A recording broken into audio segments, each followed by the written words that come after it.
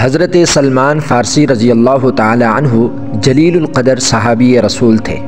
حضرت سلمان فارسی کا تعلق فارس یعنی ایران سے تھا۔ آپ ایران کے مشہور شہر اصفہان کے ایک گاؤں روزبہ میں پیدا ہوئے۔ اسلام لانے سے قبل آپ کا نام مابا تھا۔ آپ کے والد کا نام بزخشان تھا۔ آپ اسلام قبول کرنے سے پہلے مذہب مجوسیت کے پیروکار تھے، لیکن حق کی تلاش میں فارس سے نکلے، اپنا آبائی مذہب مجوسیت چھوڑ کر عیسائیت اختیار کی اور بالآخر نبی اکرم صلی اللہ علیہ وسلم کی بارگاہ میں پہنچ کر اسلام قبول کر لیا۔ حضرت سلمان فارسی کی زندگی حق کی تلاش اور جستجو سے عبارت تھی۔ آپ کے قبول اسلام کا واقعہ بھی بہت دلچسپ اور اثر انگیز ہے۔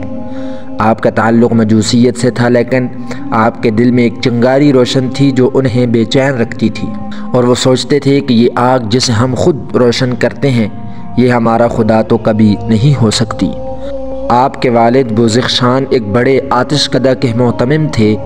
ایک دن انہوں نے حضرت سلمان رضی اللہ تعالیٰ عنہ سے کہا کہ آج میں کھیتوں میں نہیں جا سکوں گا، اس لیے آج کھیتوں کی دیکھ بھال تمہارے ذمہ ہے۔ حضرت سلمان فارسی نے حامی بھر لی اور کھیتوں کی طرف چل دیے۔ راستے میں عیسائیوں کا ایک گرجا نظر آیا، آپ وہاں چلے گئے۔ ان کی عبادت کے طریقے سے بہت متاثر ہوئے اور اسی دن اپنا آبائی مذہب چھوڑ کر عیسائیت اختیار کر لی۔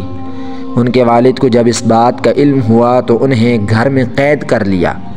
ان کے ہاتھوں میں ہتھکڑیاں اور پاؤں میں بیڑیاں ڈال دیں، لیکن آپ کسی نہ کسی طرح وہاں سے نکلنے میں کامیاب ہو گئے اور ایک قافلے کے ساتھ شامل ہو کر شام پہنچ کے جو شام کو جا رہا تھا۔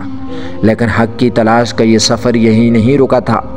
آپ حق کی تلاش میں قریہ قریہ، بستی بستی اور ملکوں ملکوں بھٹکتے رہے۔ شام سے عراق، وہاں سے ترکی اور پھر عموریہ پہنچے۔ عموریہ پہنچ کر آپ وہاں کے بڑے پادری کی خدمت میں رہنے لگے۔ اس پادری کا جب وقت اجل یعنی موت کا وقت آیا تو اس نے حضرت سلمان فارسی کو بلا کر کہا کہ میرے بیٹے، اب میں اس دنیا سے رخصت ہوتا ہوں۔ اب نبی آخر الزماں محمد الرسول اللہ کے ظہور کا وقت قریب آ پہنچا ہے، جو صحرائے عرب سے اٹھ کر دین حنیف کو زندہ کرے گا اور اس زمین کی طرف ہجرت کرے گا جہاں کھجوروں کی کثرت ہوگی۔ اس کے دونوں شانوں کے درمیان مہر نبوت ہوگی۔ وہ ہدیہ قبول کرے گا لیکن صدقہ کو اپنے لیے حرام سمجھے گا۔ تم جب اس نبی پاک کا زمانہ پاؤ تو اس کی خدمت میں ضرور حاضر ہونا۔ اس مرد درویش کے انتقال کے بعد حضرت سلمان اسی جستجو میں رہنے لگے کہ کوئی قافلہ حجاز کی طرف جا رہا ہو تو اس میں شامل ہو جائیں۔ آپ رضی اللہ تعالیٰ عنہ کی جستجو رنگ لائی اور قبیلہ بنو کلب کا ایک قافلہ عموریہ سے گزرا۔ آپ اس قافلہ میں شامل ہو گئے، لیکن رستے میں قافلہ والوں کی نیت خراب ہو گئی، اور جب یہ قافلہ وادی القریٰ پہنچا تو انہوں نے حضرت سلمان کو یہودیوں کے ہاتھ فروخت کر دیا۔ آپ نے اس کو اپنی قسمت سمجھ لیا، لیکن اس کے باوجود تلاش حق کی جو چنگاری آپ کے سینہ میں روشن تھی وہ موجود رہی۔ ایک دن اس یہودی کا ایک رشتہ دار جو یثرب مدینہ کا رہنے والا تھا وہ اس سے ملنے آیا۔ اس کو ایک غلام کی ضرورت تھی۔ اس نے حضرت سلمان کے مالک سے انہیں خرید لیا اور یثرب لے آیا۔ یہاں جب آپ رضی اللہ تعالیٰ عنہ نے کھجوروں کے درختوں کے جھنڈ دیکھے تو آپ سمجھ گئے کہ اب تلاش ختم ہونے والی ہے۔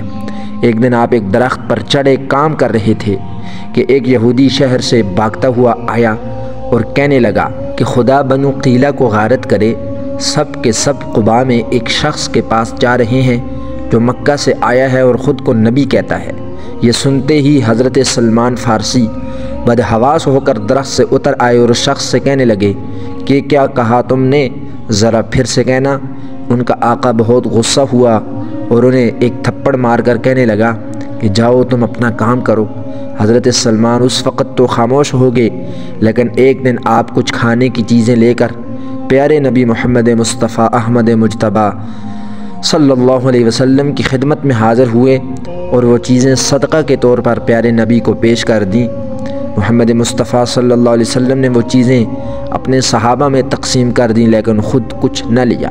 اگلے دن دوبارہ کچھ چیزیں لے کر حاضر ہوئے اور اب انہوں نے کھانے پینے کی چیزیں بطور ہدیہ پیارے نبی صلی اللہ علیہ وسلم کی خدمت میں پیش کیں۔ پیارے نبی صلی اللہ علیہ وسلم نے خود بھی وہ چیزیں کھائیں اور صحابہ میں بھی تقسیم کر دیں۔ حضرت سلمان کی خوشی کا کوئی ٹھکانہ نہ تھا، کیونکہ آخری نبی کی بتائی 2 نشانیاں پوری ہو گئی تھیں۔ اب آخری نشانی یعنی مہر نبوت کو دیکھنا رہ گیا تھا۔ چند دنوں بعد آپ کو پتہ چلا کہ نبی اکرم صلی اللہ علیہ وسلم ایک جنازہ کے ساتھ بقیع غرقد تشریف لے گئے ہیں۔ حضرت سلمان فارسی بھی وہاں پہنچ گئے۔ وہ پیارے نبی صلی اللہ علیہ وسلم کو سلام کر کے آپ کے پیچھے کھڑے ہو گئے کہ موقع ملے تو مہر نبوت کا مشاہدہ کر لوں۔ پیارے نبی صلی اللہ علیہ وسلم نے آپ رضی اللہ تعالیٰ عنہ کی کیفیت کو بھانپ لیا اور اپنی پچھ سے کپڑا سرکا دیا۔ حضرت سلمان فارسی نے کانپتے ہونٹوں سے مہر نبوت کو بوسہ دیا اور کلمہ پڑھ کر دائرہ اسلام میں داخل ہو گئے۔